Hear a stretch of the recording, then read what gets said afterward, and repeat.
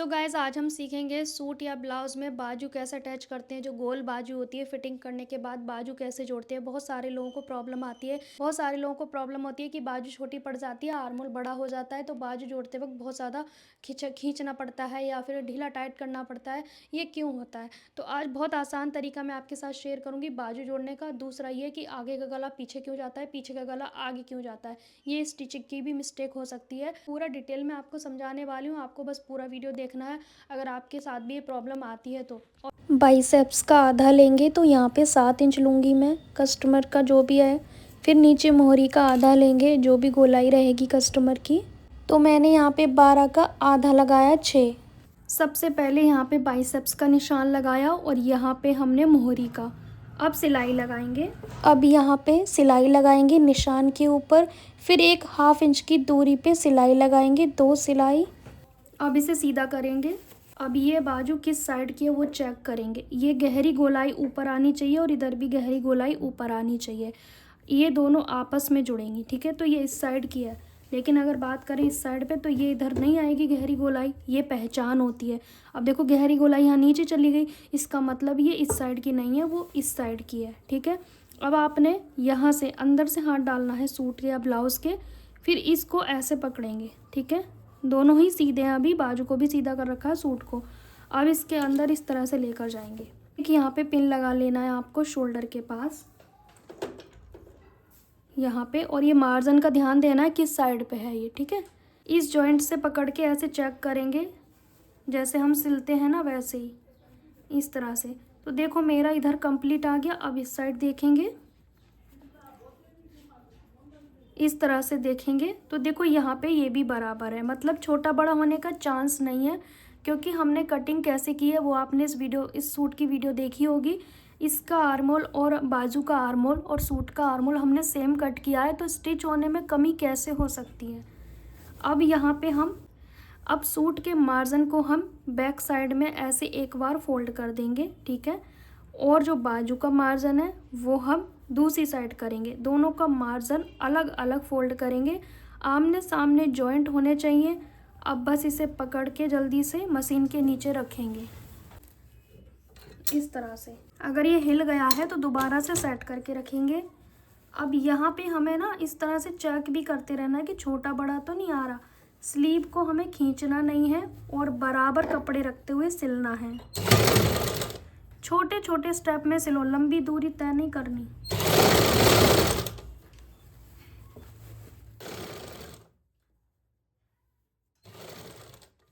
खींचना बिल्कुल भी नहीं है। अभी मैंने पिन को हटाया नहीं है, अब मैं हटा रही हूँ, ठीक है। अगर आपको स्लीव खींचना ही है कि थोड़ा बहुत छोटा पड़ रहा है तो आप थोड़े बहुत को एडजस्ट कर सकते हो। कैसे? आर्म होल के पास जो हमारी फिटिंग की सिलाई है वहाँ से 3 इंच तक आप खींच सकते हो, 3 या 4। लेकिन इस जगह पे आप नहीं खींचोगे। ये जो सूट का हमारा शोल्डर है ना, इसके दोनों साइड आप नहीं खींचोगे। बाकी इस साइड पे हल्का स्लीव को खींच सकते हो अगर कम पड़ जाए थोड़ा बहुत। वैसे तो पड़ना नहीं चाहिए कम, ठीक है, क्योंकि शोल्डर के पास खिंचाव अच्छा नहीं लगता है।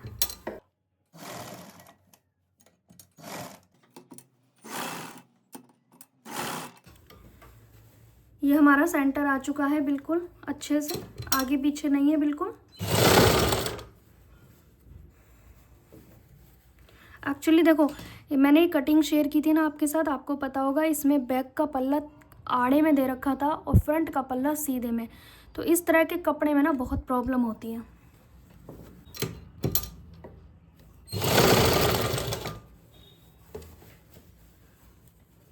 और जब आप आर्मोल प्लेट डाल रहे हो और आपको लग रहा है कि मेरा थोड़ी सी बाजू छोटी पड़ रही है, तो आर्मोल की इस प्लेट को आप थोड़ा और यहाँ से मोटा कर सकते हैं, मतलब यहाँ से ज़्यादा दबाव दे सकते हैं। ऊपर तो सेम रहेगी, यहाँ पे थोड़ा और दबाव दे सकते हैं अगर ऐसा हो तो इस तरह से आप थोड़ी सी छोटी बाजू को कंप्लीट कर सकते हो आर्मोल प्लेट से भी, ठीक है जी। पर हो सके तो कंप्लीट ही लिया करो।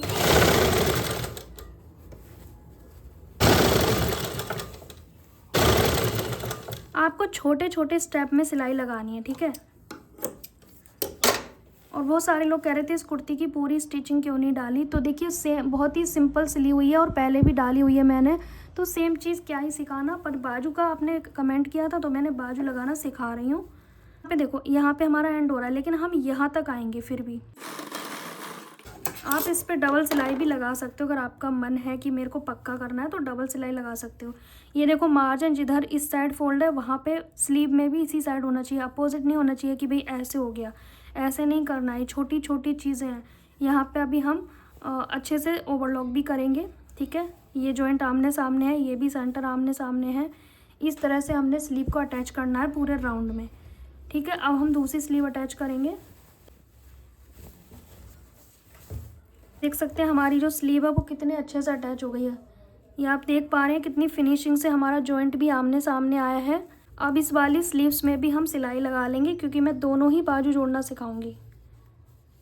ये निशान मैं बाइसेप्स का लगाती हूँ। आप लोग पूछते हो किस चीज़ का निशान है ये, तो ये बाइसेप्स का निशान है। निशान इसलिए लगाते हैं कि फिटिंग कैसे लेकर जाएं, और यहाँ पे लूज़ भी हो सकती है, तो इसलिए हम ये निशान लगाते हैं ताकि लूज और टाइट ना हो, ठीक है। अब यहाँ पे मोहरी का आधा, तो ये राइट हैंड साइड की बाजू है, तो इसमें मैं थोड़ा सा ज़्यादा लूँगी, 6.25 लूँगी। दूसरी साइड 6 लिया है, इसमें 6.25। यहाँ पे सेंटर पे। अब ना मैं एक चीज़ आपको बताती हूँ, बहुत सारे लोग कहते हैं हमारा गला पीछे जाता है, आगे जाता है। हमने एक्स्ट्रा कट भी कर लिया, फिर भी प्रॉब्लम सॉर्ट आउट नहीं हो रही है। तो ठीक है, मैं उसका एक सॉल्यूशन दे रही हूँ आपको। देखिए, आपका गला अगर पीछे जा रहा है, जैसे कि मान लीजिए ये गला आपका ऐसे जा रहा है, ऊपर को चढ़ता रहता है, आगे वाला पीछे को चढ़ रहा है, ठीक है। ये ऐसे हो रहा है, ये क्यों चढ़ रहा है? क्योंकि एक तो आपका आर्मोल छोटा हो सकता है, ठीक है। आपने सब कुछ सही कर लिया, कोई सॉल्यूशन नहीं निकल रहा, तो आपने क्या करना है, आपका ये जो सेंटर है ना, जहाँ पे आप स्लीव का सेंटर लगा दोगे वही सेंटर बन जाएगा। अब जैसे मान लो आपने ये सेंटर यहाँ ले लिया, मैं एग्जांपल आपको समझा रही हूँ, ये ले लिया आपने, ठीक है, और आपने इस बाजू को ये वाला सेंटर यहाँ पे ले दिया, ठीक है। तो जब आप बाजू पहनोगे तो ये तो बाजू बॉडी पे ही जाएगी ना, हाथ में ही जाएगी, हाथ तो आगे पीछे नहीं आएगा। आप चाहे कहीं पे भी जोड़ो, तो ये क्या करेगी, ये ऐसे लेकर जाएगी पीछे को, क्योंकि जब आपने पहना तो ये ऐसे आएगा, ठीक है। तो ये हमारा सेंटर हो गया। अब ये गला कहाँ जा रहा है देख सकते हो, ये गला कितना छोटा हो गया, ये ऊपर को जाने लगा। तो कहने का मतलब है इस सूट में आपने सेंटर सही लेना है। सेंटर पे आपने ये स्लीव को सेंटर नहीं रखा, स्लीव का सेंटर आप यहाँ रख दो, यहाँ रख दो, यहाँ रख दो, या सेंटर पे रख दो, वो आपका असली सेंटर बन जाएगा। फिर चाहे आपने कटिंग इस सेंटर के लिए करी है, लेकिन अगर आपने बाजू यहाँ वाले सेंटर, इस वाले निशान पे सेंटर बना लिया आपने इस बाजू के सेंटर को, तो आपका ये मान लो यहाँ पे जुड़ गई, ये बाजू आपकी जुड़ गई, ठीक है। अब ये बॉडी पे पहनेंगे तो ये ऐसे मुड़ जाएगा खुद ही, क्योंकि ये जो बाजू है, ये जो आर्म है हमारा, ये हमारा ऊपर ही तो रहेगा, ये थोड़ी ना खिसक जाएगा, क्योंकि आपने तो इसे जोड़ दिया। बॉडी पे पहनने के बाद ये ऐसे हो जाएगा, तो ये समस्या आती है। अब बात करते हैं जिन लोगों का ये तो पीछे गला जा रहा है, इस कारण से जाता है क्योंकि आप इस सेंटर पे नहीं जोड़ते। अब क्या होता है कि बहुत सारे लोगों का ये आगे आता है। ये आगे आने का कारण है कि आपने इस सेंटर को ये पीछे ले गए आप। अगर आपने इसे पीछे वाले पे जोड़ दिया, ये यहाँ जोड़ दिया, ठीक है, मैं मान के चलती हूँ आपने यहाँ जोड़ दिया, तो ये बाजू ऐसे साइड बैठेगी, और ये कहाँ जा रहा है, ये आगे, ये हिस्सा अपने आप सीधा होने लग जाएगा। जहाँ ये बाजू का कट है ये वही सीध ले लेगा जहाँ पे आप जोड़ दोगे।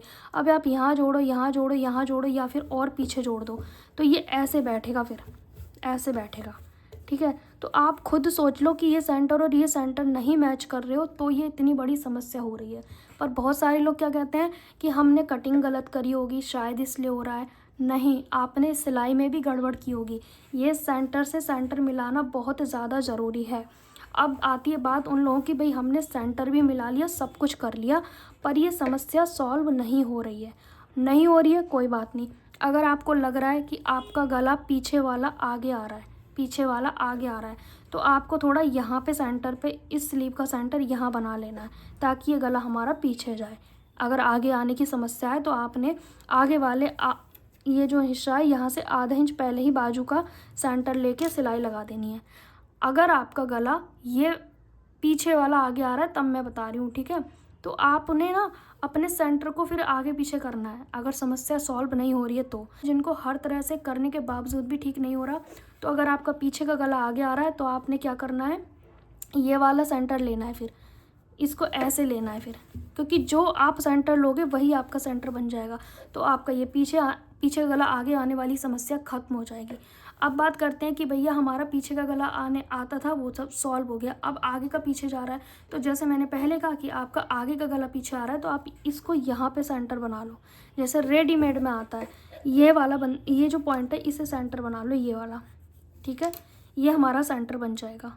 मेरा कहने का मतलब है कि आपको इस सूट का सेंटर जो बॉडी पे चाहिए ना, वो स्लीव के सेंटर से मैच होना चाहिए, जहाँ पे आपको ये रखना है। तो ये केस पता है किसका होता है, जिसका चेस्ट बहुत ज़्यादा हैवी होता है, उस केस में ना ये आगे पीछे का गला आगे आने लगता है, क्योंकि इस वाली जगह पे ये बहुत ज़्यादा चेस्ट पे लटकने लगता है सूट, इसीलिए ये प्लेट डाली जाती है। प्लेट क्या होती है, प्लेट डालने का रीज़न समझ रहे हो, यहाँ टाइट और यहाँ पे लूजिंग मिल जाती है चेस्ट को, तो वो ना आगे का गला खींचती है, ना पीछे का गला आगे खींचती है, ना आगे का गला पीछे खींचती है। ये गला खींचने की समस्या खत्म हो जाती है। तो आप लोग डरे नहीं कि आपने कटिंग गलत की है इसलिए ऐसा हुआ है, नहीं, आपकी सिलाई में भी मिस्टेक हो सकती है। तो देखिए, अगर मैं मान के चलती हूँ कि मेरे कस्टमर का, मैं फॉर एग्जांपल मान के चलती हूँ, वैसा ऐसा होता नहीं है कि किसी का ये आगे को लटक रहा है गला, ये गला आगे लटक रहा है, ऐसा मैं मान के चलती हूँ। तो मैं क्या करूँगी पता है, ये जो जितना लटक रहा है ना बॉडी पे, जितना कस्टमर शिकायत कर रहा है कि लटक रहा है आधा इंच, तो मैं इस आधा इंच को पीछे ले जाऊँगी और अब यहाँ पे सेंटर पे मैं स्लीव को अटैच करूँगी। लेकिन अभी भी लग रहा है कि भाई मेरा अभी भी जा रहा है, तो मैं फिर और इसको पीछे ले जाऊँगी, फिर मैं यहाँ पे बाजू को जोड़ूँगी, ठीक है। मैं कस्टमर के हिसाब से काम करूँगी। फिर अगर बंदे को हर सूट में प्रॉब्लम आ रही है कि मेरा आगे का गला पीछे जा रहा है या पीछे का आगे जा रहा है, तो उसके हिसाब से हम मेथड को चेंज भी करते हैं, ठीक है। कई बार हम आटा गूंथते हैं रोटी के लिए, लेकिन कई बार पूड़ी बनानी पड़ जाती हैं, तो वो मेथड हम इंस्टेंट चेंज भी करते हैं बॉडी के अकॉर्डिंग। समझ आया आपको? देखिए, थोड़ा ना प्रैक्टिस से ही काम करना पड़ेगा, किसी का रट्टा मत समझिए आप बॉडी को समझने की कोशिश कीजिए कि प्रॉब्लम आई है तो आई कहाँ से है, कैसे पकड़ पकड़ के चेक करो कि क्यों आ रही है। अगर मैं इसको थोड़ा ऊपर कर दूँ तो शायद नहीं होगा, है ना। ये हो गया पीछे वाली जो नेक आगे आती है। अब आगे का नेक जो पीछे जा रहा है, तो आपने फिर यहाँ का सेंटर पे जोड़ देना है, ठीक है, इस वाले पॉइंट पे जोड़ देना है।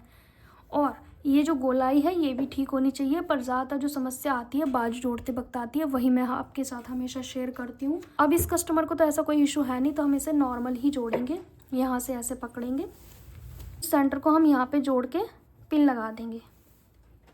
आप प्रैक्टिस हो जाएगी तो आपको शायद फिर देखने की ज़रूरत ही नहीं पड़ेगी किसी की वीडियो।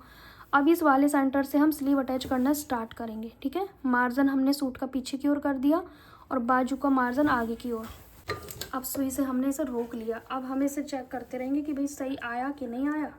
जैसा कि मैंने कहा कि अगर आधा इंच बाजू छोटी है तो उसे हम एडजस्ट कर सकते हैं यहाँ पे खींच के, आर्म होल से 3 इंच तक, बस जो फिटिंग वाली सिलाई है वहाँ तक। लेकिन ऊपर में हम नहीं खींचेंगे, जो ये शोल्डर के आसपास की जगह है वहाँ नहीं खींचना है, ठीक है। फिर वो झोल दिखता है, अच्छा नहीं लगता। और जो यहाँ पे इसलिए खींच सकते हैं क्योंकि यहाँ पे कर्व है, राइट। ऊपर स्ट्रेट होता है, यहाँ पे थोड़ा कर्व होता है। सिलाई ना छोटे स्टेप में लगाओ, आप एकदम से खींचते चले जाते हो, वो नहीं करना है। अब देखो, ये पिन लगाने से क्या हुआ कि मुझे पता है कि मेरा ये स्पेस कितना रहेगा, कम नहीं रहेगा, ज़्यादा नहीं रहेगा, वरना मुझे भी पता लग जाता, क्योंकि ये जो चीज़ है वो मैंने पहले ही रोक दी, इसको पहले ही मैंने पिन से सिक्योर कर लिया। हल्की फुल्की बाजू छोटी पड़ रही है उसे कर सकते हैं, लेकिन बहुत ही छोटी पड़ रही है तो उसे खींचना नहीं है, फिर दोबारा उधेड़ के उसे करना पड़ेगा। इस पॉइंट पे तो बिल्कुल भी नहीं खींचना है, बिल्कुल भी नहीं। यहाँ पे थोड़ी गोलाई होती है ना बाजू में, तो थोड़ा देखो मैं उठा उठा के सिलाई मार रही हूँ, बार बार मैं हल्का सा उठा रही हूँ और सिलाई लगा रही हूँ।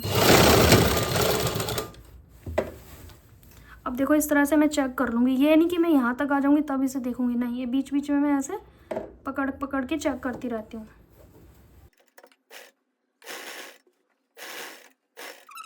जब भी एंड करेंगे थोड़ा आगे जाके करेंगे ताकि ये मर्ज हो जाए सिलाई आपस में। हमारे दोनों स्लीव अटैच हो चुके हैं कम्प्लीटली, देख सकते हो आप। ये जो स्लीव है ना, इस पे फोकस करो, ये ऐसे ऐसे और ऐसे आ रही है, ठीक है। तो हमारा ये जो स्लीव का सेंटर है ना, ये यहाँ पे जहाँ मैच हो जाएगा वहीं पे हमारा स्लीव सूट का सेंटर बन जाएगा। फिर गले की समस्या उसी से क्रिएट होती है, ठीक है। तो आप देख सकते हैं हमारी बाजू कितनी फिनिशिंग के साथ अटैच हो गई है। बैक साइड से भी आप देख सकते हैं। कहीं कोई झोल दिख रहा है आपको? नहीं दिखेगा, क्योंकि हम ना कटिंग के समय इस आर्म होल राउंड को चेक करते हैं, सूट हो या ब्लाउज हो, ठीक है। आप क्या है, बस आपको ना सीधे सीधे एल बनाना है और गोलाई करनी है, वही तो सबसे बड़ी मिस्टेक है। आप पता है क्या गलती करते हो, आप ये करते हो कि बस आपको ये पूछना रहता है कि मैम ये हम कितना ले लें, 5 या 6 या 7 कितना ले लें। नहीं, ये एकदम रॉन्ग चीज़ है। आपने मान लो ये ऐसे लेना है, ये इस पे फोकस करो ना, ये आपका आर्मोल है, ये एल आपका आर्मोल नहीं है, आपकी ये गोलाई आपका आर्मोल है।